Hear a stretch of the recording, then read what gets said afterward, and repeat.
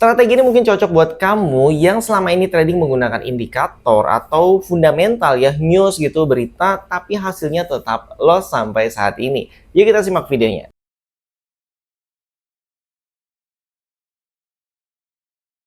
Assalamualaikum Sobat VCV. Oke, jadi untuk kamu seorang trader atau yang baru belajar, biasanya standarnya adalah belajar menggunakan yang namanya indikator.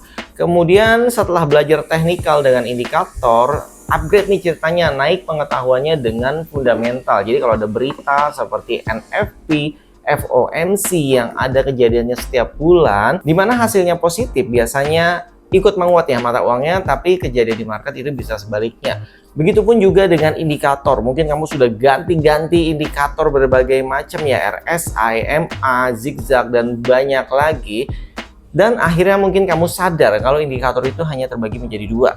Yang satu adalah indikator yang delay, contohnya seperti moving average, di mana harganya sudah turun dalam itu ya, jadi turunnya dalam, terus baru moving average-nya itu ada cross, di mana kalau kamu sell ya sebenarnya udah agak telat gitu ya, kecuali untuk trading yang long term jangka panjang, itu mungkin masih bisa masuk ya dengan time frame yang pastinya tinggi juga. Misalnya di H1, H4, atau bahkan daily. Kemudian kamu ganti nih indikatornya misalnya dengan zigzag, fraktal, atau indikator yang langsung munculin sinyal gitu ya, buy, sell. Dan kalau kamu sadar itu adalah jenis yang repaint. Artinya contohnya zigzag. Jika sudah terjadi zigzag, misalkan harga turun dalam terus zigzagnya ke bawah, tapi setelah itu beberapa jam kemudian ada yang lebih rendah lagi, itu zigzagnya itu bukan naik ya, tapi langsung buat zigzag yang baru gitu di bawahnya lagi. Maka indikator tersebut masuk dalam kategori yang repaint, termasuk yang sinyal. Kadang ada indikator yang di custom gitu, nggak kelihatan indikatornya, dia cuma tanda panah buy di sini, sell di sini.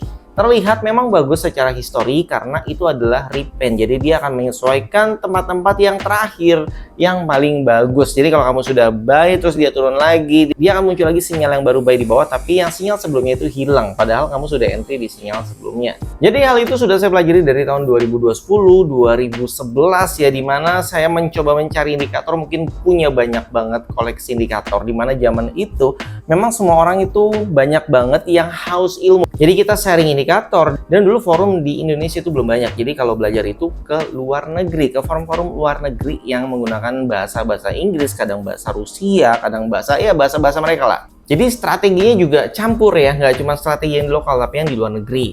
Oleh sebab itu akhirnya saya sempat berhenti sejenak di tahun 2012 karena saya berpikir tidak ada yang namanya holy grail ya di market ya, apalagi marketnya dinamis, ini indikator nggak ada yang sesuai gitu ya dengan keinginan kita. Terus fundamental juga hasilnya kadang resek gitu ya, udah harusnya bagus tuh kita dikecoh dulu dengan marketnya turun dulu baru nanti dia naik gitu kan. Di saat masa istirahat ini justru saya menemukan teknik yang datangnya dari Malaysia. Kemarin ke Malaysia mencari, ternyata memang jarang yang belajar ya, karena memang teknik ini tuh lumayan rumit bagi orang yang sebelumnya belajar indikator dan fundamental tiba-tiba masuk ke dalam dunia yang baru. Karena di sini semua bahasanya berbeda, tapi uniknya adalah di sini nggak butuh news, nggak butuh fundamental, nggak butuh mempelajari indikator sama sekali. Karena yang kita pelajari adalah siapa yang menggerakkan market.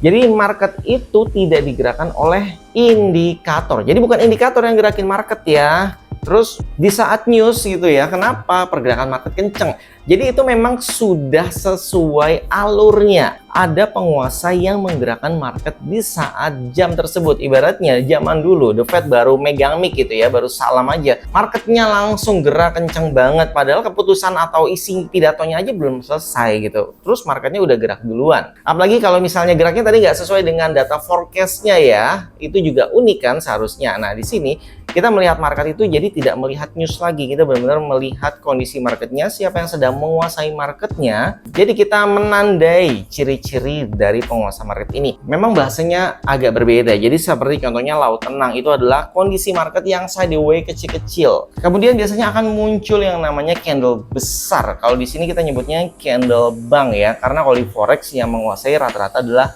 bank. ini bukan sekelas bank-bank biasa, tapi bank yang menguasai market. Contohnya BOJ, Bank of Japan, terus kemudian ada BOE, Bank of Eropa, dan tentu saja The Fed ya, bank penguasa di Amerika. Jadi mereka lah yang kita catat ciri-cirinya seperti apa. Makanya di sini cocoknya untuk orang yang memang mereka suka meneliti gitu ya, suka melihat pola yang sama. Ini cocok banget karena di sini kalian akan diberikan pancingnya ya. Jadi bagaimana cara mancingnya semua diajarin, tidak langsung dikasih ikannya. Di sini kamu harus pelajari sendiri berdasarkan pengalaman sendiri. Kamu catat sendiri sehingga nanti hasilnya kamu akan yakin. Oke, jadi di bulan Agustus nanti kita akan belajar bareng selama 1 bulan untuk kamu yang mau join nih. Jadi saya mengundang kalian, siapapun boleh bergabung dan semuanya free ya. Kita belajar bareng-bareng di sana. Untuk kamu yang mau join nanti bisa langsung hubungi admin. Jadi ada 2 adminnya di bawah ya. Silahkan hubungi admin 1 dan admin 2. Kamu bisa menghubungi via Telegram atau menggunakan WhatsApp juga bisa. Oke, untuk kamu yang tertarik, jadi langsung aja setelah nonton video ini karena Agustus kita sudah mulai ya. Supaya kamu nanti nggak ketinggalan materi belajarnya. Jangan lupa support dengan cara like, subscribe, komen, dan share. Sampai jumpa kembali. Salam Sobat Bis TV. Wassalamualaikum warahmatullahi wabarakatuh.